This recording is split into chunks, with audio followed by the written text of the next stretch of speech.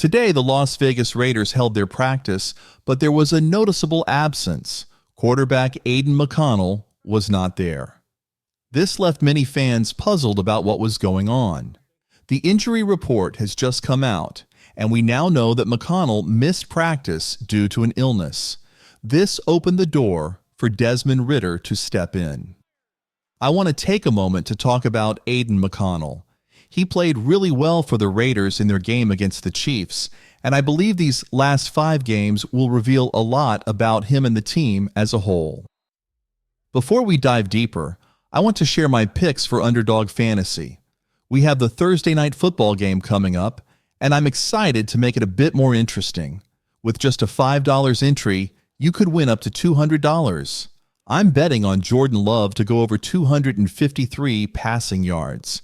I think the Green Bay Packers will need to throw the ball a lot, especially if the Detroit Lions get ahead early. As the game progresses, I expect Jamari Gibbs to shine as well. He's one of the most talented running backs in the NFL, and if the Lions take the lead, they'll want to run the clock down.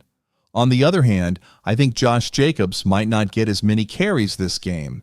He had around 20 carries for just 50 yards against the Dolphins last week, and with the Lions likely scoring a lot, he may not see the same workload. I also believe Jayden Reed will score a touchdown. In my opinion, he's one of the most underrated wide receivers in the league. Plus, I think Rashawn Gary will get at least 1 sack. Although he hasn't had the best season, the Lions are missing some key offensive linemen, which could give him an advantage. It's worth noting that Underdog doesn't expect Gary to get a sack because the Lions have one of the best tackles in the NFL, Penei Sewell. However, Gary has been moving around more in recent weeks, and if he lines up against the backup left tackle, he has a real shot. The Packers often bring pressure, which could create opportunities for him. Let me know what you think. If you've never tried Underdog before, there's a link in the comments below. Click it to sign up, and feel free to tag me on Twitter with your picks. I'd love to hear your thoughts and discuss your strategies. My main thought is that the Detroit Lions are likely to score a lot of points, and the Green Bay Packers will need to keep up with them. We'll see if that actually happens. Now let's get back to the Raiders. It seems that Aidan McConnell is dealing with an illness, but I expect him to be back for Sunday's game. I'd be really surprised if he doesn't play. In the meantime, Desmond Ridder took the snaps today, and if McConnell can't go, Ridder will be the one leading the team, with Carter Bradley stepping in as the backup. This situation got me thinking, what if McConnell does miss some time? Is there even a benefit to having him play for the rest of the season? The Raiders have some upcoming games against teams like the Jacksonville Jaguars, who are missing their starting quarterback, and the New Orleans Saints, who haven't been performing well. These are definitely winnable games.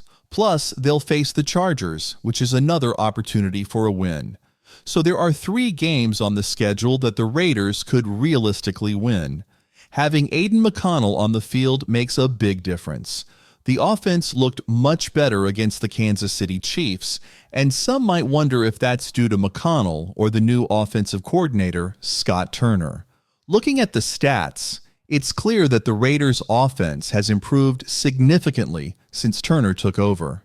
In the last 3 weeks, the Raiders have had more 300-yard games than they did in the first 9 weeks combined. That's impressive. It's not just about total yards either. The yards per play have also seen a huge jump. For example, they averaged 5.3 yards per play against the Dolphins, 5 yards against the Broncos, and 6.9 yards against the Chiefs. Before Turner, they were only averaging 3.7 yards against the Bengals. That's a massive improvement. The run game has also picked up, with averages of 4.3 and 4.6 yards per attempt in the last 2 weeks, some of the best we've seen all season. The offensive line is coming together. The new coordinator is making a difference, and McConnell played really well last week. As we look ahead to the next few games, we need to figure out if Aidan McConnell is the quarterback of the future. I know some people might disagree, but I believe the Raiders would be better off with a franchise quarterback. This way, They could use their draft pick on the best player available, which would strengthen the team even more. Of course, that doesn't guarantee that McConnell will prove to be that player. There's a chance that Aidan McConnell might not be the answer for the Raiders, and they could end up looking for a new quarterback. However, he didn't practice today, but I'm hopeful he'll be ready to go. The offense has clearly improved, and it's not just because of Scott Turner. I'd argue that Sincere McCormick has made a significant impact over the last 2 weeks. As you may know, Alexander Mattison got hurt during the game against the Dolphins, which led to McCormick being called up from the practice squad. After his impressive performances, he is now officially signed with the active roster. This is a big deal, not just for the team, but for McCormick himself. The difference in salary between being on the practice squad and the active roster is huge, so congratulations to Sincere McCormick for making that leap. It's important to note that while McCormick was on the practice squad for the last 3 years, he was at risk of being picked up by another team. After the Dolphins game, he reverted back to the practice squad, meaning any team could have claimed him until the Chiefs game. Thankfully, the Raiders recognized his talent and reactivated him. He had a solid game against the Broncos and an even better one against the Chiefs, which made it clear that they needed to secure him before another team swooped in. Looking ahead, we can expect to see a lot more of Sincere McCormick on the field. Antonio Pierce mentioned that McCormick will be getting more carries, and he's been impressive since training camp and preseason. But it raises an interesting question. If he's been performing well, why hasn't he played more until now? The Raiders' running back situation has been pretty rough this season. With Zamir White struggling and Alexander Mattison not being a game changer, the running back room has needed improvement. Even Amir Abdullah has been average at best, primarily serving as a third down back. So why did it take injuries to get McCormick on the field? I'll be honest. There's a big difference between a zone running back and a power running back. In a power scheme, success often depends on whether your offensive line can overpower the defense. McCormick has benefited from the fact that the offensive line is performing much better now than it was 8 weeks ago. The Raiders are running more power plays, and McCormick has a much easier time than the running backs did earlier in the season.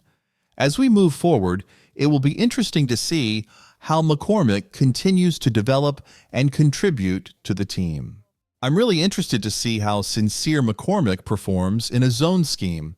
Before we start crowning him as the future star of the Raiders, let's see what he can do for the rest of the season. I believe that running more zone plays could be beneficial, as it tends to create explosive opportunities. McCormick has looked good so far, and I'm glad the Raiders signed him to the active roster. Speaking of signings, the Raiders recently brought in a former Bengals wide receiver who clocked a remarkable 4.31 in the 40-yard dash. With DJ Turner sidelined due to injury, the Raiders needed to add depth at wide receiver, and they signed Sharif Jackson, who happens to be the nephew of the legendary Bo Jackson. This is an intriguing pickup. While Jackson may not see a ton of playing time right away, DJ Turner was a key player for the Raiders, often involved in motion plays and deep routes. We need someone who can replicate that production, and Jackson has the speed to do just that. Trey Tucker hasn't been utilized in that role as much lately, so Jackson could fill that gap effectively. As we move forward, it's crucial to have a player like DJ Turner who can execute those route concepts. Sharif Jackson's speed is a valuable asset. After all, you can't coach speed. I don't want to overhype him, as we've seen that happen with other players in the past, but I appreciate that the Raiders are targeting players with specific traits and trying to make those traits work within the system. We've seen this approach with other players like Clavon Chasson, who has shown tremendous upside since joining the team. I believe in the coaching staff, including Patrick Graham and Rob Leonard, as well as head coach Antonio Pierce, who knows how to get the best out of his players. However, integrating a wide receiver into the offense is a bit different than pass rushing. It requires mastering route running and understanding the entire offensive scheme. We don't yet know what Sharif Jackson will bring to the table, but I like that the Raiders are focusing on players with speed and potential. We saw Aidan McConnell connect with some deep passes last week, so it will be interesting to see how Jackson fits into that dynamic. I want to hear from you all. What are your expectations for Aidan McConnell in the upcoming games? How do you feel about Sincere McCormick's role moving forward? And do you think Sharif Jackson will add any value to the Raiders? Let me know your thoughts in the comments below. Don't forget to give a thumbs up, subscribe, and I'll see you next time with another video.